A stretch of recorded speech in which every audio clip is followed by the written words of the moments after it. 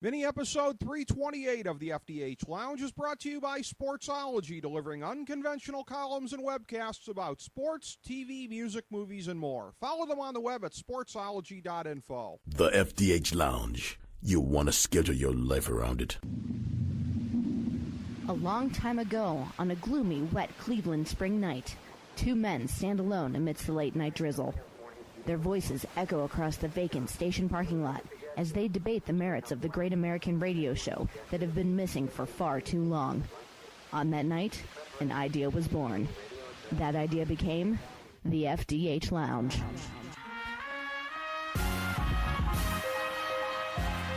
Welcome to the FDH Lounge. Welcome to FDH Lounge, mini episode number 328. This is FDH Lounge managing partner Rick Morris.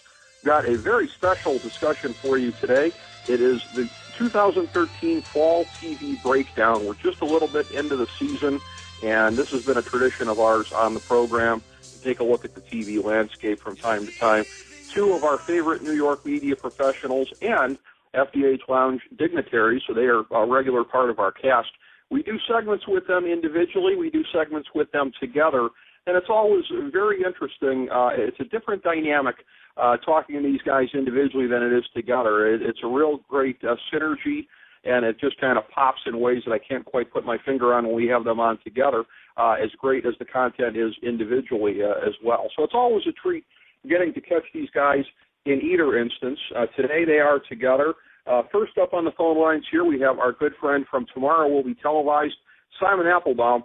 Simon, good to have you on, my man. How are you today? Very, very well, Rick, and you could not have picked a better time because in the last hour we've had quite a few bits of broadcast TV news involving the new season.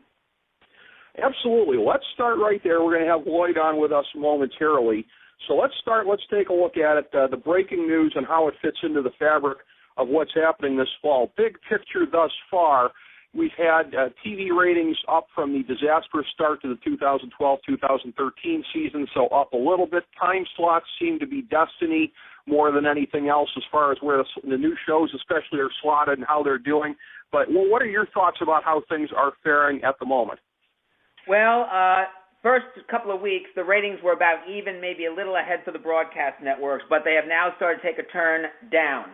And the last time we were here, Rick, with you and Lloyd, we talked about pivot points for the various broadcast networks, and those pivot points are coming into play already.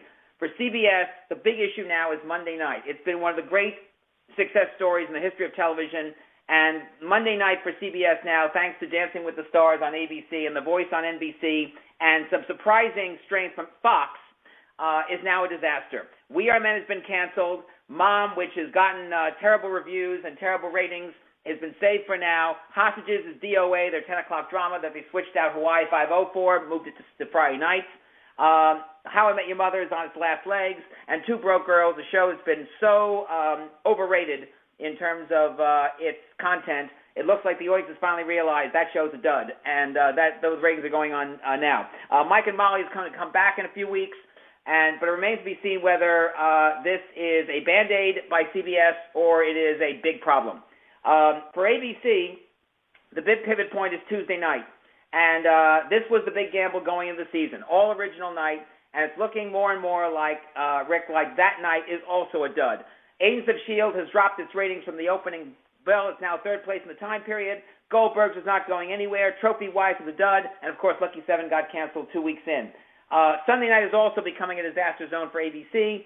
Betrayal has turned out to be a DOA show. It may be getting canceled as we speak before the next episode runs this Sunday night. Once Upon a Time and Revenge are in big trouble, and so that is turning out to be a trouble zone. For where NBC is concerned, we just learned that Ironside just got canceled, the revival of the Raymond Burr iconic classic. Welcome to Family, one of the Thursday night shows has been canceled also. Sean Saves the World has been saved for now. Michael J. Fox not doing well. The pivot point for NBC is Wednesday night, and while the Blacklist looks like it is the one top 20 show that's new, that's working, thanks to The Voice, and thanks to James Spader's performance and the way the show has performed so far, the whole Thursday night lineup is a disaster zone. As I mentioned, Welcome to Family just got canceled. Sean Saves the World has been saved. Michael J. Fox has the 22-episode order. but NBC may have to do a lot more surgery on that. They are bringing back Community in January. They're also bringing the new Dick Wolf Chicago Fire spinoff, Chicago PD, in January. And it remains to be seen whether NBC can get another hit beyond the blacklist. Absolutely, and with the Michael J. Fox show having the full season order, I would be very tempted to check the fine print of that contract and see if there's anything that prohibits them from running out the string at, say, 4 a.m. on Sunday morning, because that's where it might be headed if it keeps getting thumped the way that it has been. I see that we now have joining us on the phone lines good friend Lloyd Carroll, who's had a chance to digest some of these opening thoughts here. Lloyd, your thoughts on the TV season and how it is faring thus far, my friend? Well, it's good to be with you, Rick. And hello, Simon. Always an informative intro there, and Simon certainly rattling off. He kind of got me updated on what's been going on this year. Today was actually a pretty big day. Apparently, a lot of shows being canceled as we speak. To me, the biggest surprise of the season. I'm curious to get Simon's feedback. How the blacklist kicked hostages' butt. Normally, CBS always kicks sand on NBC. Is this a case, Simon? Do you think that what works on cable, that is kind of the weekly soap opera, where you have to kind of buy it on week 1 and keep it to week 15, may have hurt hostages as opposed to the blacklist? I think it has, and I also think that Fox has shown some surprising strength with their new series, Sleepy Hollow. That, I think, has been the sleeper show so far this year. Just got renewed for a second season. It's a limited series, but the marketing of that show, I think, went very, very well, and people seem to like this idea of a procedural with a historical bent based on the great folklore of Washington Cooper. So it's a very interesting situation. But I think, Lloyd, you've hit your head on it, which is the cable networks are no longer afraid of going up against the broadcast networks in the fall. And all you need to do is look at The Walking Dead and how it just, in its opening episode, drew 16 million viewers. It was the highest-rated live cable scripted series episode in the history of the medium. When you throw in the Live Plus 3 ratings, which just came out today, 20 million plus have seen the opening episode. And who would have thought that program would grow to the point where it now tops everything on Sunday night except football? Just an extraordinary result. Unbelievable. But it's not only just Walking Dead. It's Monday Night Football on ESPN. It's Witches of East End on Lifetime. It's FXX combo of Son of Anarchy on Tuesday night, American Horror Story on Wednesday night. It's the Thursday Night Football games on NFL Network are now doing well. Ravenswood's coming up on ABC Family next week. The cable networks are no longer afraid to put some of their best stuff in the fall against the broadcasters, and it is chopping up valuable viewership. Well, let me ask you this, Simon, also. I've always liked to kick around Bob Greenblatt. I think is the worst executive in television. He finally got lucky. The gods smiled on him. So I don't, like when the NFL wins on Sunday night, I don't exactly tip my hat to Bob Greenblatt, but I'll give him the blacklist working out for him. Do you think that he's going to finally say, look, first of all, I don't see why he didn't cancel Sean Saves the World. He's going to cancel Welcome to the Family, which, we saw that at the Upfront in Radio City. My first reaction was, how could they even think of putting that on the air? Was that your reaction? That was, Lloyd, and also the reaction I had was, why is Parks and Recreation leading off the night on Thursday? When exactly. Michael J. Fox should have been leading that night off. Start strong. Don't a few months ago that if Michael J. Fox was put on the air at 8 o'clock, if he led off the schedule, if that's your best comedy, you lead off with that. You at least have a shot against the Big Bang Theory on CBS. And yes, Big Bang is off to the races. Great ratings so far with CBS. And we should point out that CBS has given a full season order to both The Millers and The Crazy Ones, the Robin Williams show, and that may end up being another surprise. The critics were just playing like this show is a dud. Robin Williams doing Mork and Mindy as an adult is not the way to go. He doesn't have chemistry with Sarah Michael Gellar as co-star or his other co-stars. And so far, although the show has dropped out of the top 20 in its first 2 weeks, CBS is very high on it, and it's second place behind Grey's Anatomy on Thursday nights, but it is holding its own. It stopped the bleeding, and maybe it might be a surprise. But I got to tell you, Lloyd, unless NBC really addresses Thursday night, drops Park and Recreation, moves Michael to 8, maybe makes some other changes too, Thursday night's going to continue to be a dud.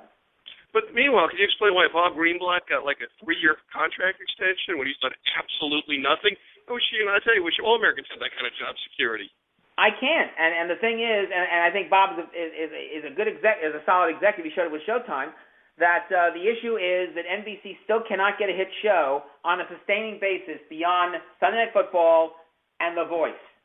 Well, the reason we don't know if the Blackness is going to do well beyond when the voice goes off the air, and we saw that with Revolution, which incidentally is now on Wednesday night at 8 o'clock, and it's just tanked.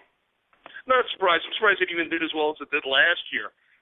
For those who aren't in the industry, the reason I pick on Greenblatt is not only because he puts on terrible shows, but I just found, unlike Les Moonves, when Les Moonves walks into the room, he could have the biggest duds in the world, but you leave there, he radiates confidence. You think that anything's going to be it when he presents it up front. When Greenblatt comes on, he's lucky he didn't get booed. I mean, his posture's terrible. He even made a fake joke about how he's glad that he got to the podium before people started booing him at Radio City last year. And he's cheap. If you're running a last place network, what you've got to do is wine and dine the press. Have both the ad buyers and the press get a chance to meet the talent, press the flesh, have some drinks and some food. That's how you build up goodwill. He did the exact opposite. So I have absolutely no sympathy for this guy. Yeah, and Leslie Moonves, you're right, Lloyd, he's a cheerleader. I mean, he is the cheerleader not only for his network, but he is a cheerleader for broadcast television and television overall. Whenever you see this man go, and I've seen him in all sorts of situations, he is always radiant. He has a glow about him. He's highly thought of. He knows his business. He'll answer any question. He always has a cheerful demeanor about him, even when his network is having some issues. And his network does have issues, by the way, this year. Like I said, I think he did that, but I think all the broadcasts, and Sunday night wasn't good either, with the Good Wife and the Medalist dropping in the ratings. I knew we'd get to the heart of the matter with Lloyd. I knew we would at some point here. NBC is not serving shrimp cocktail at the up front. Well, you're absolutely right. I mean, here's the thing. I love my free food and drink, and I'm the first to admit it. But it's also what it represents. It represents confidence. It represents we want to meet you. We want the talent to meet the ad buyers and the press. When you don't have that, you're basically not standing behind your product. True. I can't argue with that. That's a very valid point. I wonder to whatever extent, as we're looking at shows, and it was referenced before by Simon, I believe, about the Millers getting some level of commitment here from the network. When you look at the casting of it, a show like Mom, a show like the Millers, where the casting is thought to be very strong with some of the talents involved. I'll start with you, Simon. To what extent does that give you the benefit of the doubt with a network in terms of building an audience? I think the key to doing a great show is writing and its performance and its direction. And when you have all three working together, that's what makes it go. I think that The Walking Dead is a perfect example. It has wonderful writing. It has the creator of the comic, Robert Kirkman, aboard. They've done a great job with directing. I might add they've done great in terms of diversity, in terms of writing and directing people. And it's absorbing, and that's why it gets the ratings. And why it's same thing with Breaking Bad, same thing with Mad Men, same thing with a number of other shows that are doing well. Both on Broadway. I've got to tell you, also it's a very well written, very well acted show. Well, I do want to say, speaking of diversity, I was kind of disappointed about Ironside. I thought Blair Underwood, actually, I liked him, kind of the dirty Harry in a wheelchair. I thought he was very good. I like the fact they used New York City well, just the way the person of interest does. I don't think that show really got a fair shake. I'm a little disappointed. I semi-agree with you, Lloyd. And by the way, Ken Zanzer, who is the executive producer of Ironside, was on my show, Tomorrow We Televised, 2 weeks ago. And guess what? The show was not produced in New York. It was produced in L.A., although they have New York on-location settings. And Blair Underwood, who's been in New York for some time, doing Broadway and some other things, did some scenes there. But I think the pilot they did more scenes. I didn't follow it after, but I think the pilot I don't know why NBC Universal, which of course produces the show, why they did that. That was a big surprise. Well, it's because it's NBC. Our Comcast people will nickel and dime, and they have absolutely utter disregard for the public, which is what I like about them. And I wonder what Catherine Oliver, the head of the mayor's office of film and television, what she has to say about the decision by Ironside to shoot in L.A. Yeah, I mean, that to me, if you're going to viewers are too sophisticated these days. I had this conversation with a number of people. I think actually it was with the New York, what was it they had? The Paley Fest. I don't know if you got a chance to go over to catch some of that, but basically it honored all the shows that actually do tape in New York. Audiences have gotten too sophisticated. 20 years ago, you could say Toronto, L.A., just call it New York. Nobody cares. Audiences are too sophisticated now for that, and they'll turn on the show very quickly. Yeah. A couple of other things, Rick, with Fox. As I said, Sleepy Hollow may be the sleeper show of the season. It got off to a very good start. It's holding its own well in the ratings, along with Bones, which is a nice lead-in for them. Also, it looks like Seth MacFarlane's Dads. We don't know yet if that is going to get canceled. I hope it is. I think it's a dud of a show. It's awful. It's terribly put together, and it is racist, by the way. Stereotypes. Brooklyn Nine-Nine, though, we just got word, is going to continue at least not only through the rest of the season, but it just got with New Girl the post-Super Bowl slot. So that may be the helping of that show. The critics like that show. It's not doing well in the ratings yet, but Fox is hoping that the audience will ultimately turn around and like that show. And New Girl, by the way, is in trouble because that show's ratings in its third season have gone down. Mindy Project, by the way, I'm sad to say, and I love that show, and I love Mindy Kaling. I think it's not long for this world. The show should not have gotten renewed, and it's dying on the vine. But one other thing, CW. The Originals is one of the few new shows, that has gained audience from first episode on. I should point out that one of the executive producers, Michael Laducci, was on our show this afternoon. Great person.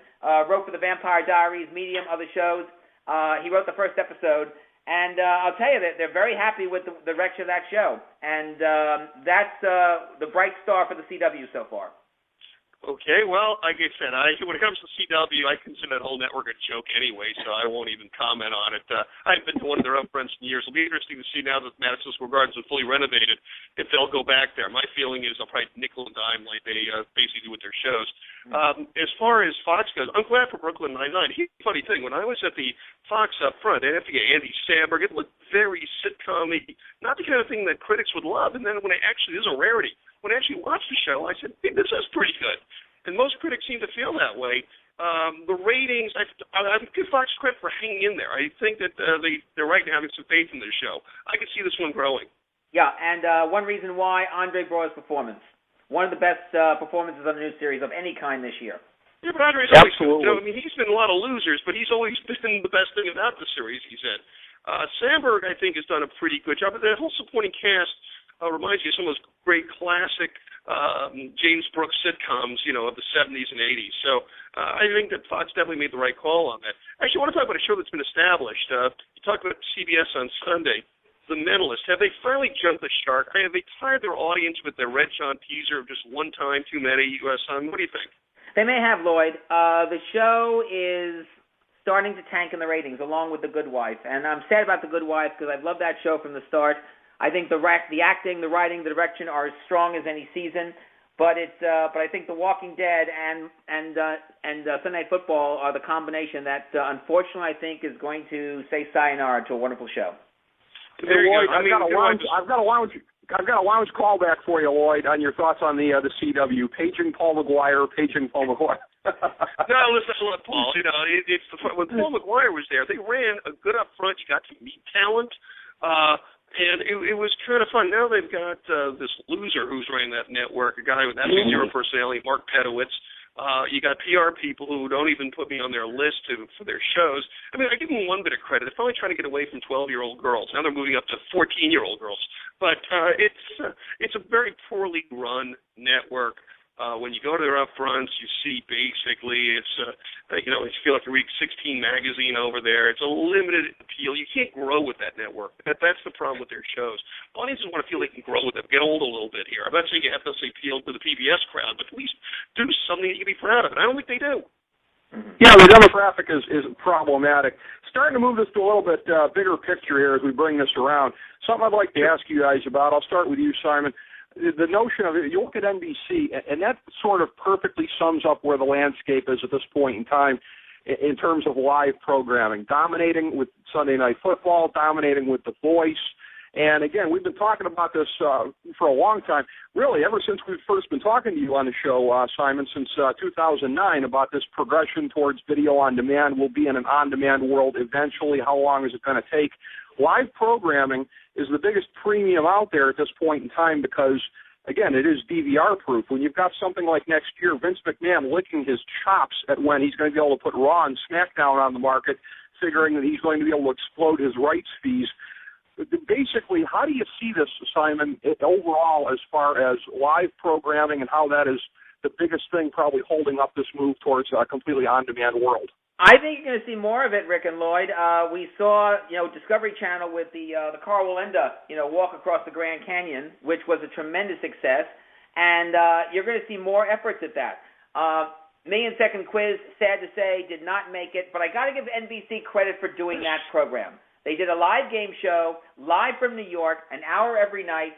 I thought it looked good. I thought Ryan Seacrest was terrific as the host. Glenn Weiss should get an Emmy nomination for his work at directing that program. He's one of the best directors around. I thought New York City looked fantastic. And given the fact that the weather was sensational, there was only one bad night where they had to go inside because of rain, it looked great. I got to give him credit for that. I think the reason why Million-Second Quiz, for example, which opened NBC season last month, why it didn't work was very simple. It needed the Olympic treatment. You needed to have running interest in it, and because the show was only on 1 hour a night, and it's a 24/7 quiz, you didn't get enough of the quiz on television. It needed to have a segment live on USA Network. It needed to have a segment on Bravo, a segment on E, a segment. Telemundo should have run the whole thing live. There should have been more involvement by the NBC Universal Networks. We're going to have, by the way, another NBC live event from Radio City Music Hall in December, The Sound of Music.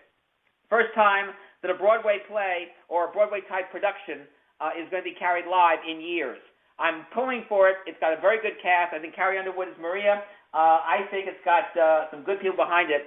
And I'd love to see live theater on television done in this kind of way. And Radio City Music Hall is a beautiful, beautiful place to do it. So I'm keeping my fingers. I think you will see more live programming. I think it's not going to be just sports. It's going to be news events. It's going to be things like the Carroll Walk. And I'd love to see a live game show done again. I'd like to see NBC try that one more time. Very interesting. It's almost like we're going back to the future here. Yeah, exactly. We're almost going back to the Warren, future here, Rick. When television started, everything was live. Nobody had videotape. Videotape was a novelty, so we're kind of going back to the future. I disagree with Simon on one thing on the million-second quiz. I think he makes some valid points, but I think one of the reasons that didn't work out, and I know Jeopardy runs in syndication, but, I just don't think we have enough game shows through other day parts in television. So the public just doesn't really respond to it as well, except maybe in that little syndicated hour where you have Wheel of Misfortune and you have Jeopardy. I don't really consider Price is Right, to be kind of, there's no thinking. It's just, kind of more of a luck, just knowing what prices are. At least Wheel of Fortune, you can guess a phrase. There's something where the public gets involved. But you don't have a Goodson-Todman feel in television anymore. I think that really hurt Million-Second Quiz. Mm-hmm. But I got to give him credit. Yeah, that's true. I just think it just needed to be seen more all over I didn't get the sense that NBC gave this a really full treatment. But it needed to have more of the NBC Universal networks run the show live. Because remember, this was a 24/7 quiz. This was not just 1 hour in a night every night of the week. And I also thought they made a mistake, by the way, from not putting the Sunday night situation on USA Network opposite Sunday Night Football. I think NBC made a big mistake by having gone Monday through Saturday with that hour, not doing something on another network if they couldn't run because of football on Sunday night. Yeah, whatever. I said it was a good attempt. I'd like to see more game shows back on day parts. I think if they would been able to establish something, they might have done a little bit better on this one. But that's just my opinion. One other thing, Rick and Lloyd, that's very important about this television season is we are seeing a lot of new networks get off the ground. We've seen Pivot, the participant media network aimed at millennials, Fox Sports 1, Al Jazeera America, FXX, Esquire Network, which took the place of Style as opposed to G4. We've got coming up next week, next Monday, Sean Combs' long-awaited music network, Revolt. Following Monday, we've got ABC News and Univision's Venture Fusion. And then in December, we've got El Rey Network from Robert Rodriguez. And the question is, what's keeping that on Time Warner? It remains to be seen how much, but it's interesting that we are seeing a lot of new networks and new services come on television in such a concentrated period of time. Well, they may be there, but I don't know if Time Warner carries them all. I mean, they don't carry Al Jazeera America, which to me would be the only true news source for me. But, I don't know. Until I see that. Fox Sports 1, has that really done anything? I mean, the Regis show is a flop. I don't know in terms of how they're doing at Sports Center. I don't think that John Skipper's losing any sleep over them, but that's just, I could be wrong. They beat Sports Center the first night, but that was with the boost of that big UFC card. I think since then, the ratings have been a little bit closer to what people thought. Yeah, minus the sugar boost of a big event. I think they lost, believe it or not, it sounds almost counterintuitive, but I think when they signed both Erin Andrews and Charissa Thompson, two very attractive and very knowledgeable ladies. I think a lot of the hardcore guy sports fans felt it was almost a little too cheesy, a little too over the top, where they were trying to go with it. So I could be wrong. I'm just taking a shot on that, but it's also tough. ESPN is such a legacy brand that it's really hard to think of Fox Sports 1 really being able to chip away on that very quickly. And the other thing you always have to remember is that networks take a year or two or more to gel and get into a rhythm. And as we saw with the Oprah Winfrey Network, when a year or so ago, when everybody was ready to, get rid of it, it's gone, goodbye, and all of a sudden the shows started to come, the rhythm started to go. Tyler Perry came in. One of the best things about the summer was the have and the have-nots and Love Thy Neighbor and For Better or Worse, which all did very well and built audience as they went through. And Oprah Winfrey Network is now a top cable television network. It finally got a rhythm. I'm sorry to hear that. I'm sure that these other networks, if they're good and they focus on solid quality, will do it. I wish Revolt, by the way, would say more about what they're doing. I had an item on our show today. We still don't know the exact programming format. I'm amazed that they have not done a press conference, that Sean Combs hasn't done a lot more stuff with reporters. They have not done press conference calls. Here we are less than 3 days before this network launches, and a lot of people don't know, especially the 25 million that will be able to see this network off the top Monday night because of Comcast and Time Warner Cable, which is running the network, what's going to go on. Well, I've met Sean Combs, and I met him when I'm not a big Diddy fan for a lot of reasons. I remember he was at the New York Auto Show a few years ago, and he's promoting these $12,000 Magnum Chrome wheels. And clearly he didn't believe in the product, and I said to him, I can see you're a man of the people here with a product that absolute people need at $12,000. Sure, the insurance companies are going to love this. And he just smiled, and I asked him, is there anything that you don't put your name to? You think, I'll never put my name to glasses.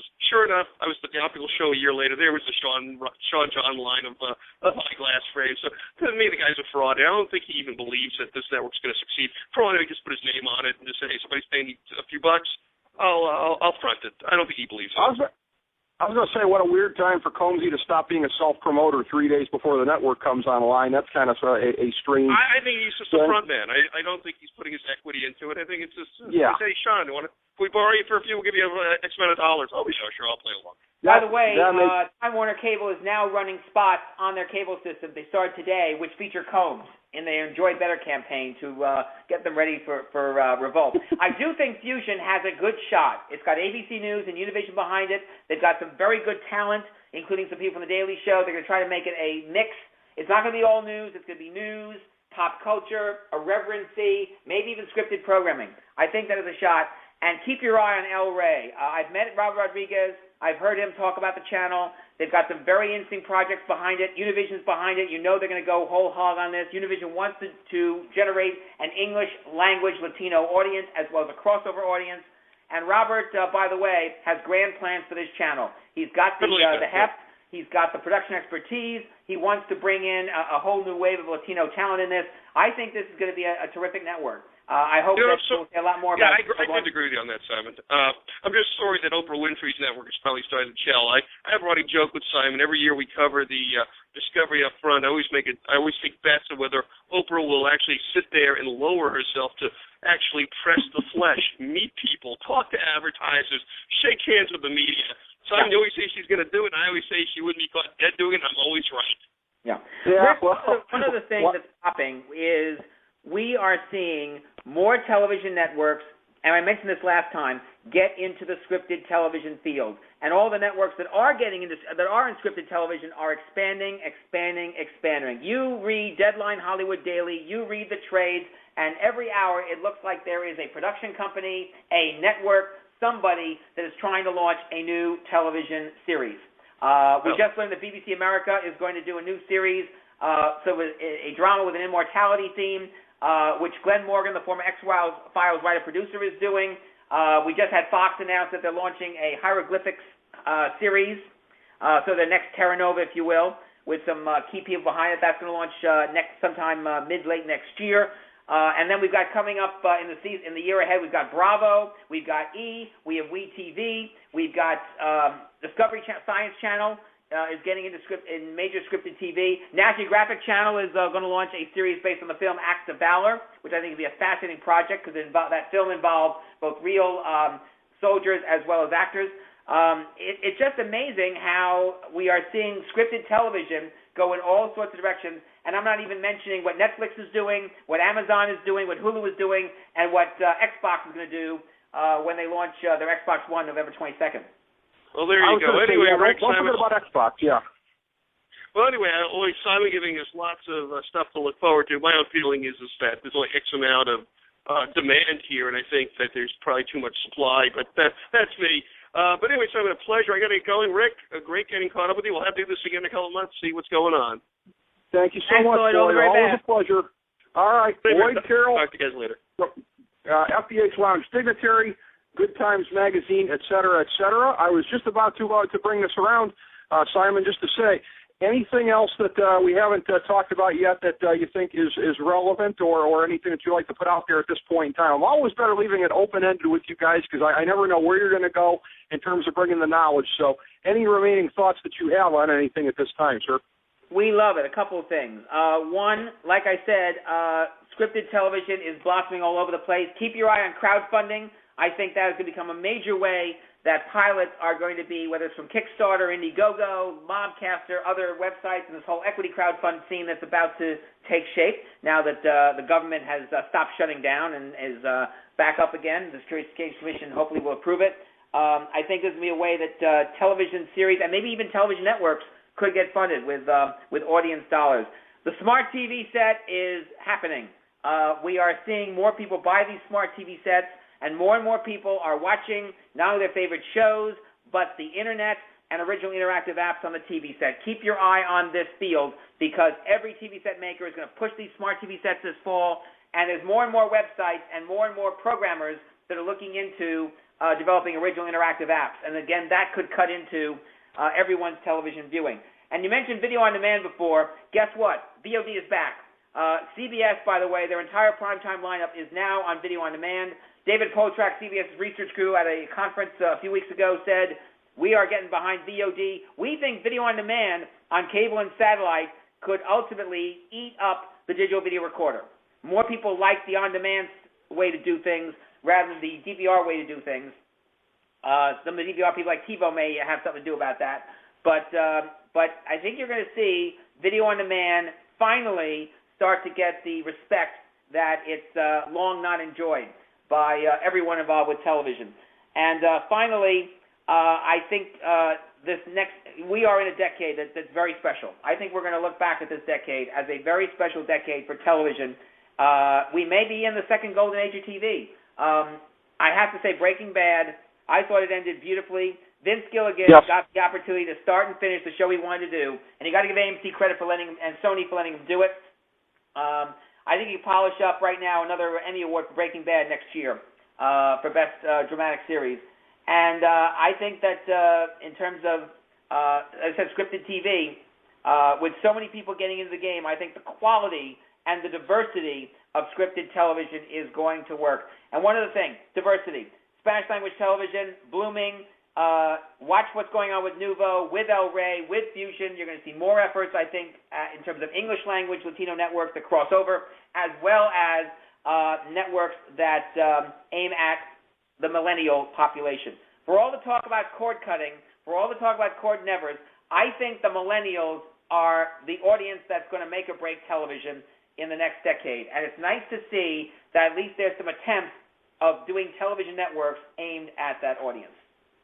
Yes, exactly. And I've been reading a lot recently about all these people that have never grown up without cable or with anything like that, that have never really, not cord cutters, but people who just really never got attached to it in the first place, which is pretty mind-blowing.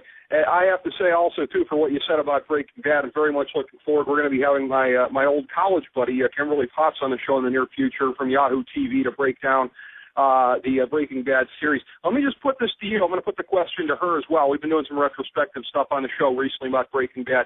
I did a ranking of the top 20 adrenaline moments of Breaking Bad. Let me see if you agree with number one on my list. Number one, you have 1 minute. Do you agree with me that was the biggest adrenaline moment of the show, Simon? I agree. Okay. Sure. All right. I expected that to be a controversial opinion, and yet nobody's really disagreed with me so far because it wasn't a Walter White moment. But nobody's really disagreed with me yet on that. Okay, well, Rick, again, I hope that people really will treasure Bryan Cranston's performance. It is one of the great television performances of any series at any time in this medium's history. From start to finish, what a whale of a performance by Bryan Cranston. It goes up there with any you can name.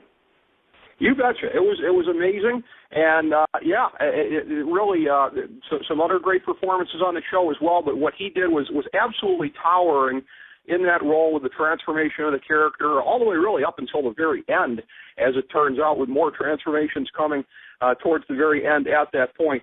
Again, for anyone that wants to check out anything, tomorrow will be televised. I know that the hub, as far as the blog goes, is at ShellyPalmer.com, and you've got links to your broadcast from there. But I want to put it all out there, Simon, where people can experience. Okay. Excellent. Yeah, people have a chance to check that out, of course, during the course of the week, and it is a great listen. Always wonderful to have you on the program, Simon. Thank you so much for being a part of this today. Looking forward to doing it again sometime soon. Absolutely. You got it anytime, Rick. Take care. Have a great weekend. Thank you, Simon. You too. Take care. And thank you all for joining us today, everybody, for FDH Lounge mini episode number 328. As we bring the show to a close, we would like to extend our deepest gratitude to NBC, CBS, ABC, Fox, all Clear Channel affiliates, TNT, TBS, USA, UPN, Deadspin.com, YouTube.com, YTMND.com, MySpace.com, various blogs, Fox News, CNN, CNBC, MSNBC, IamBoard.com, Billboard.com, Google.com, ESPN, ESPN2, ESPN News, ESPN Classic, NBA TV, NFL Network, Sports Time Ohio, Athlon Magazine, Comedy Central, Cartoon Network, The Boomerang Channel, QVC, BET, The Spice Channel, Steno Notebooks, Manwich, Papermate Office Supplies, Waitresses, Strippers, Bartenders, Garbage Men, Janitors, Microwave Popcorn, the writers of The Office, Scrubs, Entourage, My Name is Earl, Oz, Metalocalypse and the Boondocks, Aquafina, and the periodic table of elements.